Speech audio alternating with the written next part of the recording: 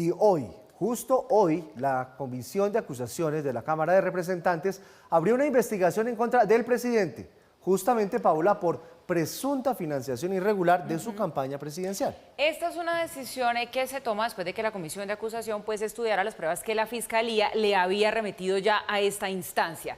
Esta compulsa está relacionada con las declaraciones que entregó Nicolás Petro en interrogatorio ante el ente investigador y en las que supuestamente habría realizado manifestaciones sobre esa presunta materialización de conductas delictivas, como el ingreso de dineros aparentemente irregulares a la campaña de su papá. La Comisión de Acusación va a escuchar a algunas personas relacionadas con este caso, como Nicolás Petro, quien fue citado a rendir vención libre el próximo 30 de agosto. Hace parte también esta fecha, entonces, dentro de ese calendario de audiencias y de citaciones con la justicia que tiene que cumplir el hijo del presidente. Paula Andrea García, ¿usted cree en las coincidencias? Bueno, algunas son difíciles. O sea, por la mañana creer. Este principio, por la tarde esto de la... Sí, llama mucho la atención que el mismo día las dos noticias. Pero puede ser una coincidencia. Públicas. Podría ser. Podría ser. Yo solo le digo a Mauricio que si a una persona le dan 2 años de inmunidad total es porque tiene mucho que contar. Y además también se ve como una jugada bastante audaz de la Fiscalía, ¿no? Porque deja en firme este principio de oportunidad por 2 años, inmunidad total antes de que se acabe el periodo del fiscal Barbosa. Y a la que más le conviene cumplirlo, pues es a Day Vázquez, que es la que está recibiendo todos los beneficios. Es que en realidad aquí lo que está en juego es la solidez de 2 escenarios. Uno excluye el otro excluye el uno. El primero, que efectivamente haya habido en la campaña de Gustavo Petro financiación ilegal, que haya violado los topes y que no se haya registrado en los libros. Hacia eso era que ustedes ven ahí la audiencia de imputación de cargos. Hacia eso era que estaban llegando a un acuerdo tanto Nicolás Petro como Day Vázquez con la Fiscalía antes de que en septiembre se diera esa visita del presidente Gustavo Petro a su hijo, una visita de un padre a un hijo que no se veían mucho, para decirlo con todas sus letras, pero que hizo que Nicolás Petro cambiara y dijera: la Fiscalía es la que me está enredando, la Fiscalía es la que me está embaucando y voy a cambiar por completo de parecer. Acuérdense ustedes, hasta antes de esa visita del presidente Petro, iban juntos Day Vázquez y Nicolás Petro con la misma versión frente a la Fiscalía, y era que estos recursos del Turco Isaca por una parte y del hombre Malboro por otra parte habían entrado, parte se los había quedado Nicolás Petro, parte habían llegado a la campaña, y a eso súmenle otra mitad de otro proceso que avanza por otro lado, y es el de Armando Benedetti, que en sus chats con Laura Sarabia decía: 15.000 barras, 15.000 millones de pesos se consiguieron en la costa, y si yo hablo nos vamos todos para la cárcel, porque eso fue lo que hizo que ganáramos. Vayan pegando ustedes mitades, no porque ni ustedes sean fiscales ni yo sea fiscal, ni mucho menos jueces, pero para poner un poco el contexto en donde estamos. Nicolás Petro se abrió en septiembre, dijo: la Fiscalía me está enredando, yo no tengo nada que ver acá. El papá fue primero y conversó con él de manera muy seria y muy sesuda, y lo hizo que se saliera. Y ahora es que viene el capítulo que mucha gente estaba esperando. ¿Qué iba a hacer Day Vázquez y qué puede salir de acá? Bueno, Day Vázquez se convierte en testigo de cargo contra Nicolás Petro. Y acuérdense ustedes que esto se está moviendo en 3 escenarios distintos. Uno, el de la Fiscalía, que va a recoger lo que él tenga que decir Day Vázquez, va a adelantar su caso contra Nicolás Petro. Vamos a ver hasta dónde lleva Nicolás Petro y qué tiene que decir él finalmente sobre la financiación de la campaña. A muchos colombianos no les importa lo que pase con Nicolás Petro, sino lo que de allí se derive para la campaña de su papá, de Gustavo Petro. 1, Fiscalía. 2, Consejo Nacional Electoral recibió información que le mandó la Fiscalía, hace sus evaluaciones, hace sus indagaciones para ver si se violaron topes, si no quedó registrada la plata en los libros, etcétera, etcétera.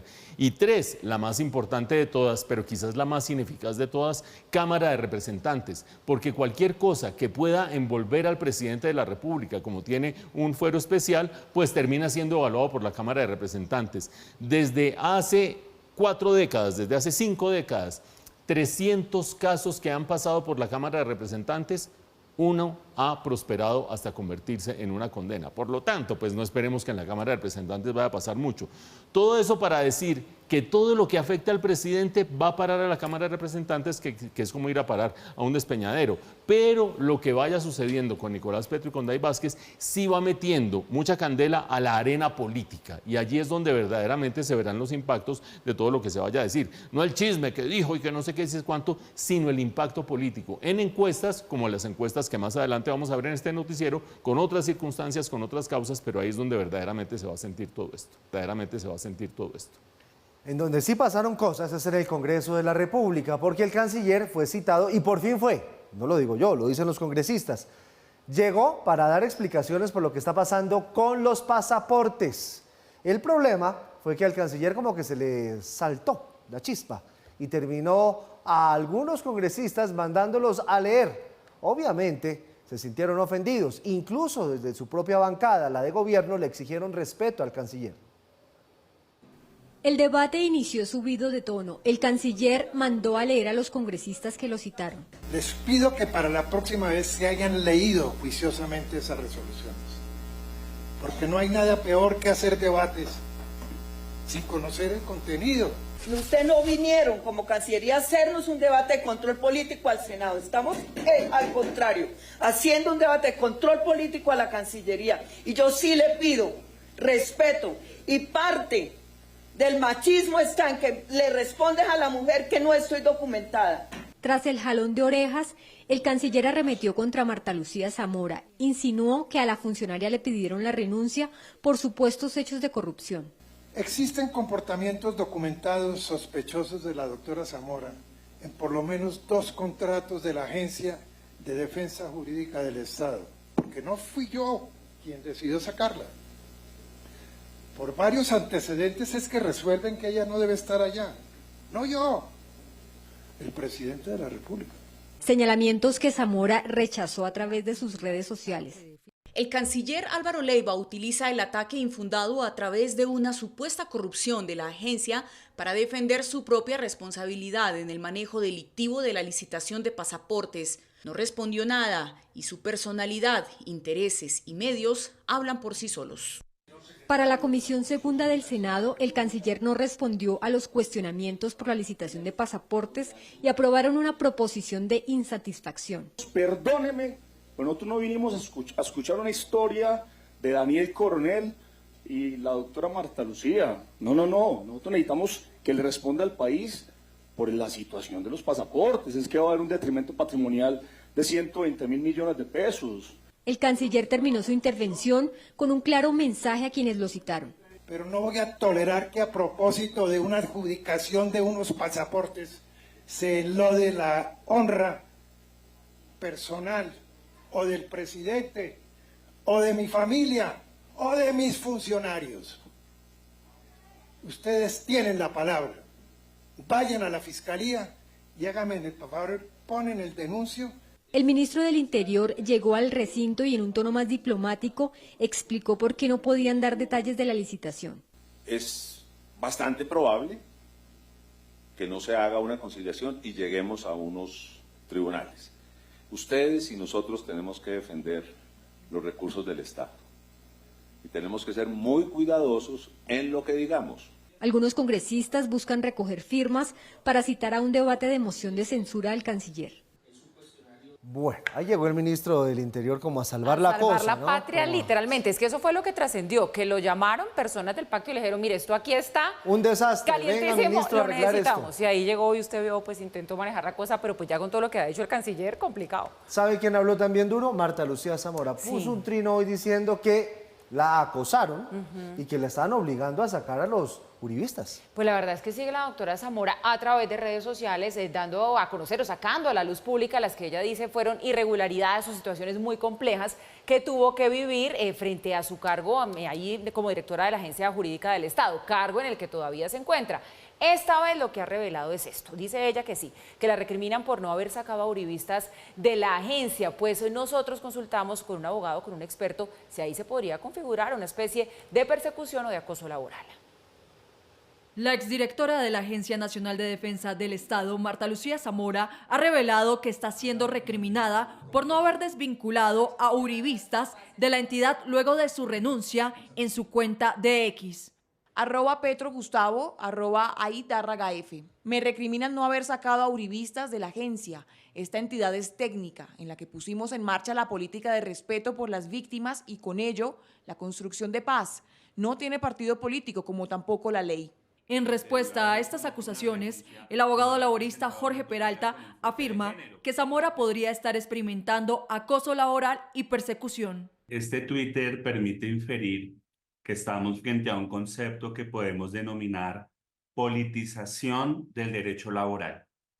Y eso de por sí es grave, porque con ese tuit se están transgrediendo las normas del Código Sustantivo del Trabajo, los principios y valores de la Constitución Política y lo referente al derecho internacional de los derechos humanos. Las implicaciones de estas denuncias generan un debate sobre un posible autoritarismo en el ámbito gubernamental. El autoritarismo es la decisión unilateral que toma un gobernante en favor de sus seguidores políticos. Es decir, el principio de igualdad, que en el caso colombiano está en el artículo 13 de la Constitución, se desaparece. Red Más Noticias consultó a Andrés Hidárraga, el secretario de Transparencia de la Presidencia de la República, y al cierre de esta nota no se obtuvo respuesta. Bueno, ahí veíamos la nota a Paula sobre lo de eso, de que sacaran los juristas. Pero quiero volver a la primera historia, a lo que dijo el canciller allá en la comisión de la Cámara donde fue citado.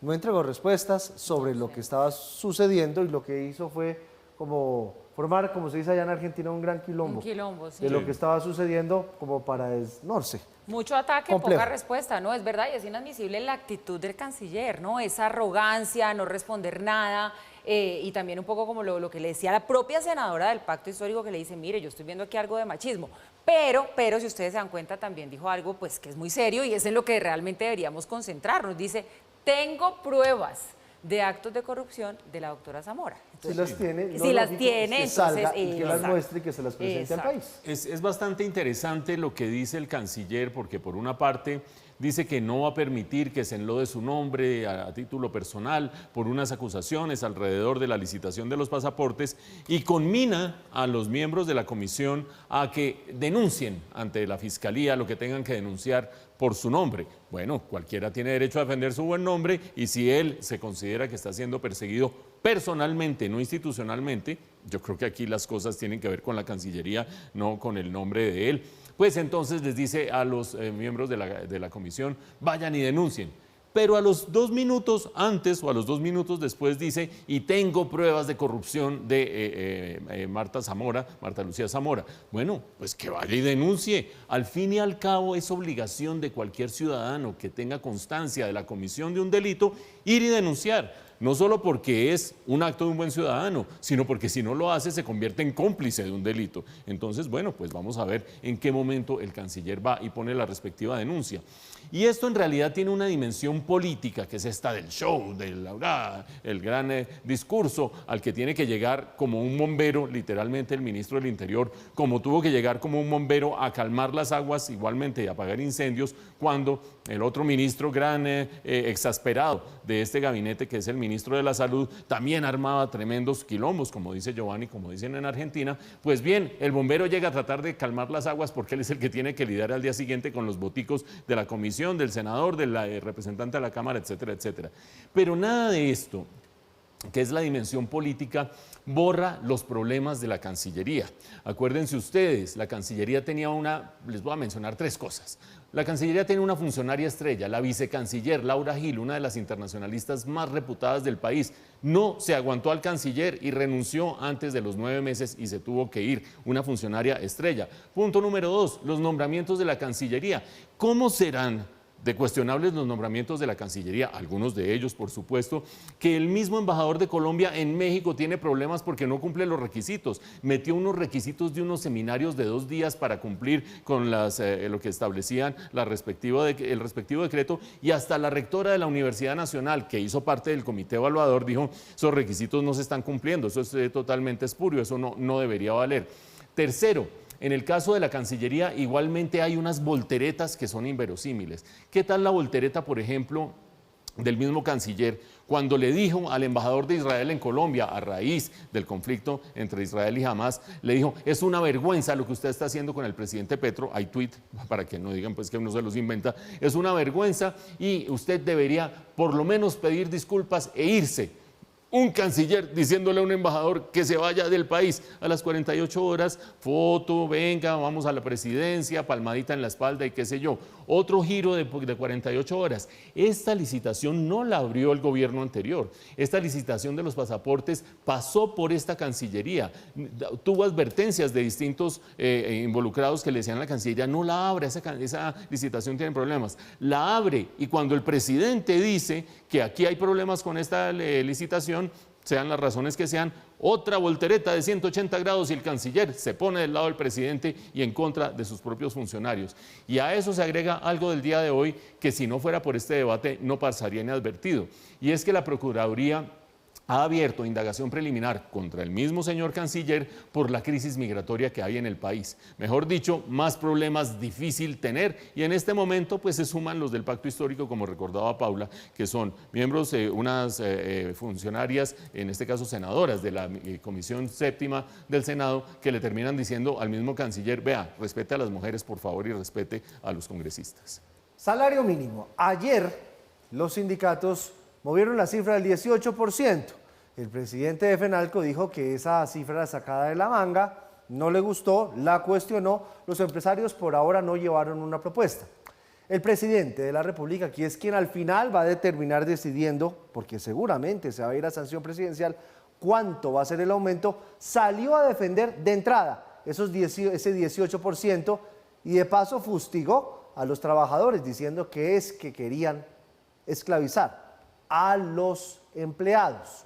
Muchos se preguntan si esa defensa del presidente fija ya ese 18% de aumento como la cifra que es o incluso más alta. Luego de que los trabajadores presentaron su propuesta de aumento salarial del 18% para 2024, el presidente de FENALCO, Jaime Alberto Cabal, dijo que no es congruente con la realidad del país y que no tenía bases técnicas, que la sacaron de la manga. El hecho de que las centrales obreras hubieran lanzado una cifra sacada de la manga del 18% alejan las posibilidades de concertación en la mesa. El presidente de los comerciantes explicó que ellos aún no tenían una propuesta y que en su lugar los 5 voceros de los empresarios llevaban un documento para que se hiciera una reflexión sobre el momento actual de la economía y se tuvieran en cuenta criterios técnicos. En él se habla sobre el efecto de la inflación en los hogares y la necesidad de reducirla, el aumento del desempleo y la informalidad y las proyecciones de crecimiento para el año entrante. Se insiste también en una decisión responsable. Y si tenemos en cuenta que adicionalmente el crecimiento económico, la proyección es del 0,8, y si tenemos en cuenta que en los últimos datos de empleo hay una tendencia a incrementar el desempleo en el país, y si tenemos adicionalmente en cuenta que el salario real creció el año pasado el 5.6% por el efecto del 16, consideramos que si no se coloca un salario muy en la línea de la inflación, esto podría tener efectos y consecuencias negativas para el crecimiento. Al presidente de la República no le gustó nada esa posición y, como es usual, se pronunció a través de su cuenta de la red social X. El mandatario escribió: FENALCO debería recapacitar en su actuación pública. Si quieren vender en sus grandes superficies comerciales, entonces necesitan compradores con buen sueldo. Además, el presidente agregó que al buscar esclavizar la fuerza de trabajo del país, FENALCO estaría construyendo la ruina de sus propios afiliados. Lo que más le interesa a un comerciante es que la gente tenga capacidad de pago y eso se llama buenos salarios. Para muchos este pronunciamiento es un espaldarazo a la propuesta de los trabajadores de un aumento del 18% en el salario mínimo para el próximo año, una cifra que no le gusta a los empresarios ni a los analistas por los efectos nocivos que tendría en la generación de empleo y en la propia economía. Con esta posición, como lo dijo el presidente FENALCO, se aleja más la posibilidad de una concertación, en un momento en que la economía se desacelera. Y en un momento, además, en el que se está discutiendo la reforma laboral, que tal cual como se los dijimos, de la salud, está vivita y coleando, Paula, porque hubo una proposición para archivarla y no pasó. Se negó esa ponencia de archivo, así que va todavía muy rápido esta reforma laboral. Esto quedó 13 contra 5 allí en la Comisión Séptima de la Cámara de Representantes. El gobierno espera este jueves pues ya que se apruebe la ponencia positiva e incluso dice también el gobierno que ya hay acuerdos para votar algunos artículos en los que no hay diferencias, como los que modifican los derechos individuales. Se habló de este tema y pues de cómo va ese proceso allí en el Congreso de la reforma laboral, el ministro del Interior. Y muy seguramente una buena parte del articulado que me dice la señora ministra está bastante conciliado. Evidentemente se mantienen algunas diferencias y tendremos tiempo para terminar de acercarnos en las diferencias creo yo que esta reforma, la que muchos le rezaron sponsors y le hicieron el velorio, pues está viva y la veo con buena salud. Sí, todavía no está muerta, tal cual. Y ahí si le estaban haciendo el velorio, no está muerta, está vivita y coleando. Contrarreloj sí, pero no está muerta. Contrarreloj. Vuelvo al primer tema. Ya cuando el presidente sale a decir esto de Fenalco sobre el 18%, para muchos dicen, bueno, esa es la cifra del piso. De ahí no baja. Ese 18 va es para arriba. ¿Sabe que lo pensé mucho esta mañana? Cuando me desperté y vi el trino del presidente y bueno, empezó todo el debate alrededor de lo que dijo el presidente y cómo van las negociaciones del salario, porque usted ayer me dijo eso. Me dijo, no, esto va para 18 sí o sí porque seguramente lo van a fijar por decreto y yo le dije, no, lo que pasa es que los trabajadores llegaron con esa cifra para empezar a regatear. Lo pensé mucho esta mañana. Ese 18 es el piso, o sea, ese es lo mínimo, pero de ahí para arriba, ¿o no, Mauro? ¿O usted cree que pueden bajar? Pero es alto, es muy alto. No, yo creo que habrá un proceso de no negociación de aquí al viernes, porque las posiciones entre empresarios y trabajadores, que es la primera instancia sin que intervenga el gobierno, no va para ninguna parte. Se llega el plazo del viernes y si no hay acuerdo, como probablemente no haya acuerdo, faltan 48 horas y las posiciones son tremendamente distantes, viene una segunda etapa de posibilidad de ponerse de acuerdo. Agotada esa segunda posibilidad, al final del mes es el gobierno el que determina el aumento por decreto. Y allí es donde terminaría cristalizándose la posición del presidente. O quién sabe, acuérdense ustedes, posición de los empresarios, el salario mínimo debe aumentar, la inflación para mantener el poder adquisitivo de los trabajadores, más la ganancia de productividad que tenga el trabajo, porque evidentemente todo el que se esfuerza, todo el que aprende, todo el que se capacita y le llega una nueva tecnología, produce más y por lo tanto merece una mayor remuneración. Eso es lo que dicen los empresarios, no más que inflación más aumento de productividad, porque empieza a subir los costos y empieza a desacelerar más la economía. Por otra parte, la visión del presidente, que la repitió en este tuit, decía, lo que les conviene a los empresarios y a la economía es que haya plata en el bolsillo de los trabajadores, porque eso es lo que permite reactivar la economía. Ya decíamos ayer, el gran responsable de que la economía haya crecido negativamente en el tercer trimestre no es la falta de consumo. Hay consumo debilitado por cuenta de aumento de tasas de interés para frenar la inflación, pero para llegar a crecimiento negativo como tuvimos en el tercer trimestre, el gran responsable es la inversión, la falta de ejecución en obra pública, la falta de ejecución en vivienda, y todo eso tiene que ver con incertidumbre jurídica y reglas del juego para el sector privado. Punto y aparte.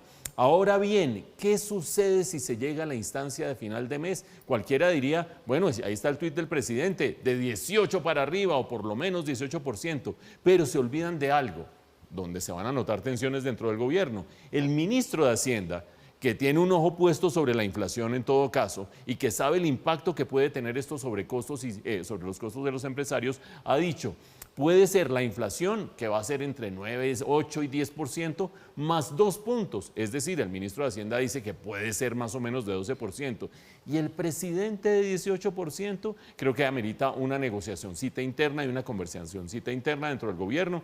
Todos sabemos que los ministros no hablan mucho con el presidente, que se comunican mucho más a través de los tweets que le leen al presidente, pero sí convendría que hubiera aquí una discusión interna. Vamos a ver qué termina sucediendo. Y un último puntico sobre la reforma laboral. Paula decía, se va a considerar la ponencia positiva. Eso no quiere decir que si pasado mañana les estamos diciendo esa comisión aprobó la ponencia positiva de la reforma laboral, se aprobó la reforma laboral. No. Se aprueba que sea esa la que se empieza a discutir el año entrante, artículo por artículo por artículo, o como suele suceder en estos últimos meses en el caso colombiano, paquetes de artículos, pero bueno, eso sucedería el año entrante.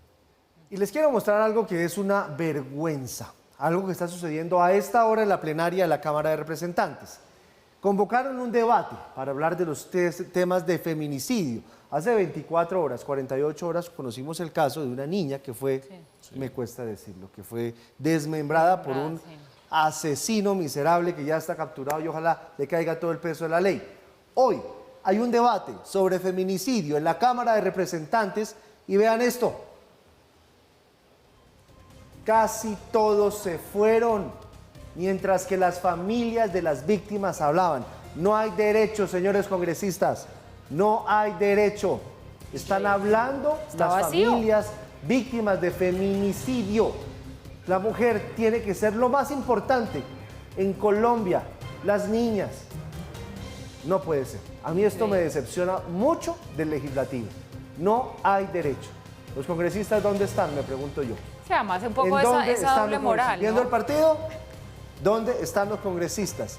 Están hablando las familias víctimas de feminicidio. No puede ser que eso esté pasando. En este momento en la Cámara de Representantes, Mauro, Paula. Los congresistas de hoy son iguales a los congresistas de siempre. Tienen una gran retórica que es bombástica y que dice que hay que defender y que qué sé yo y que cuántas más cosas, pero a la hora del té o no van o están comiendo o se quedan dormidos o qué sé yo, o tienen algo más importante que hacer para ellos por lo menos que estar presentes en un debate de estos. Espérense y verá que en un par de semanas estamos registrando aquí de congresistas saliendo a decir que el feminicidio, las la causa. vestiduras cada vez que pasa un Y ni caso. Y en siquiera campaña son Pues qué elocuentes. dolor, qué que no dolor. estaban. Sí. ¿Sabe qué vamos a preguntar? La lista de los que se quedaron a esta hora para contarla mañana. Pero ¿saben qué? Es que ¿Cuáles son los pero congresistas la gente, que realmente respetan eso y el que otro están en lado los debemos debates? hacerlo los ciudadanos. No se nos debería olvidar estas cosas, tener en cuenta la lista de los que sí y los que no para cuando uno tiene que ir a votar. Pero es que a uno también se le olvida. Bueno, buena idea la de la lista.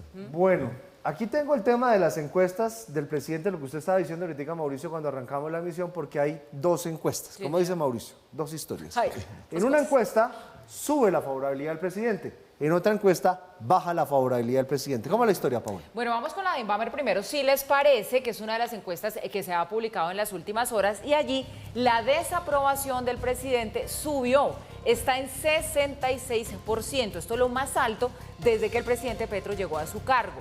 Esto es lo que dice Inbamer, esta es una medición trimestral. En octubre estaba esa favorabilidad, o mejor, esa desaprobación del presidente Petro en 60%. Aquí sube entonces a 66% la desaprobación del presidente. Y esta es la ficha técnica de esta encuesta de Inbamer. Pero está la otra, Giovanni. Sí, está la otra encuesta. Y la otra es de Datexco. En esta encuesta de Datexco, la cifra de desaprobación del presidente Petro fue de un 54%, mientras que la aprobación se ubicó en un 37%. Es decir, sube casi 10 puntos, 11 puntos, la aprobación del presidente. En este opinómetro que hace Datexco, que es semanal, que lo piden nuestros colegas de la W Radio, se hace con una encuesta a 700 personas. Esta es la ficha técnica, nosotros siempre somos rigurosos en mostrar las fichas técnicas. Bueno, ¿cómo se puede entender esto, Mauricio, en que en una encuesta el presidente baja 10 puntos y en otra encuesta sube 10 puntos? Claro, son dos diferencias metodológicas. Son metodologías diferentes. Una es una encuesta más profunda, que tiene Sí, obviamente sí. una muestra más amplia, que es la de Inbamer, y otra es una semanal, como Sí, es una especie de opinómetro conteo semanal y la que muestra se más hace. pequeñita, 700. ¿A Exactamente. quién le cree uno en ese caso?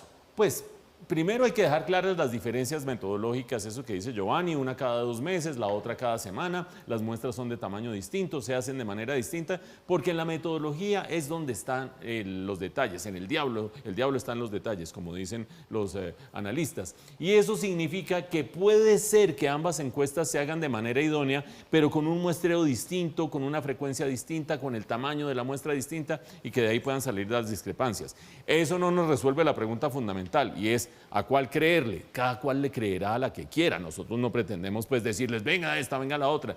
Pero sí hay dos cosas que vale la pena decir. Primero, en los últimos meses el deterioro de la imagen del presidente ha sido común, factor común de todas las encuestas, no solo de estas dos, o no estoy hablando en este caso de estas dos, sino que estoy hablando de 3, 4, 5 encuestas adicionales que tienen prestigio y tienen solidez en Colombia.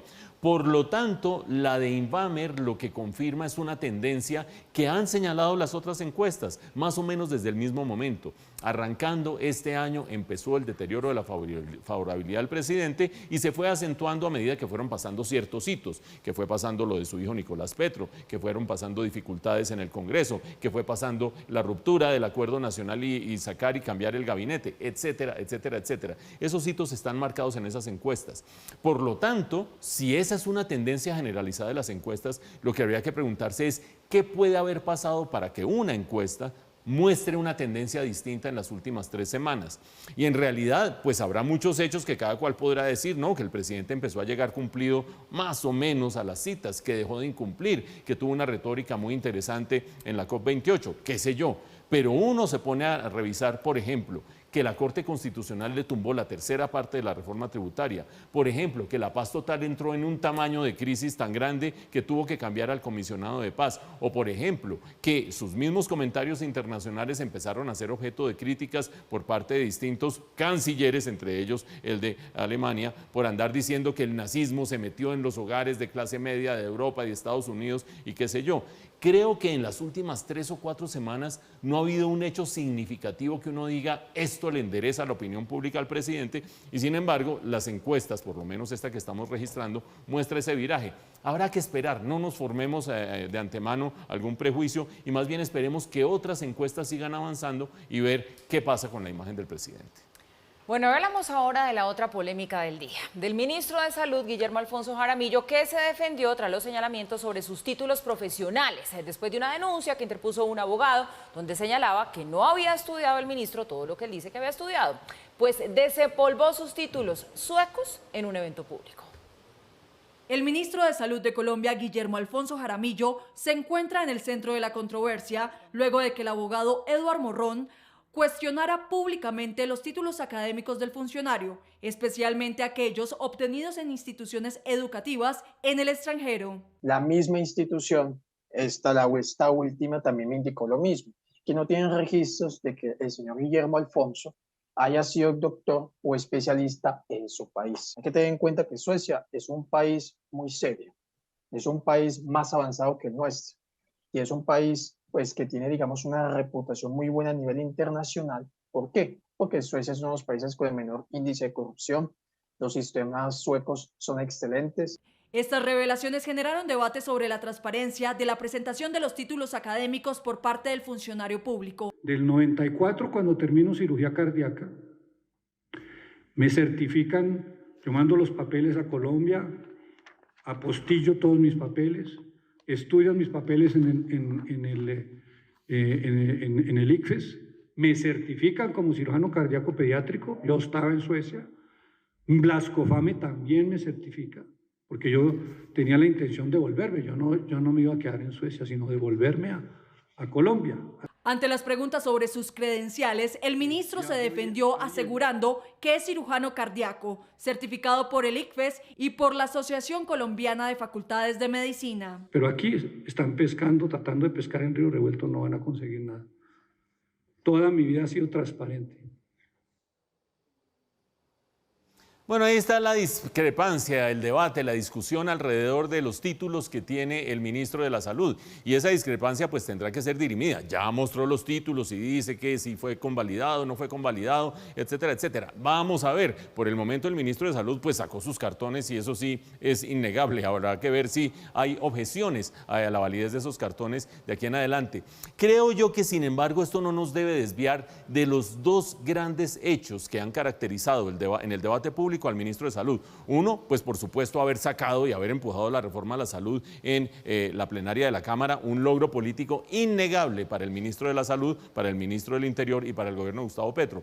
Pero las otras dos instancias, el que el ministro de Salud haya puesto en tela de juicio la idoneidad de las vacunas, el ministro de Salud, sí, para desdecirse a las 24 horas, pero la desconfianza que ha generado en la población que el ministro de Salud diga que las vacunas no sirven y que las vacunas eran un invento y que las vacunas fueron una prueba de laboratorio para los colombianos, creo que eso al lado de los cartones los cartones son una bobada al lado de eso. Y lo otro, el gran irrespeto con la gente que se salvó por las UCIs y la gente que no se salvó por no tener acceso a una UCI en un momento dado, aunque había suficiente oferta de UCIs, diciendo que aquello fue un negocio sencillamente.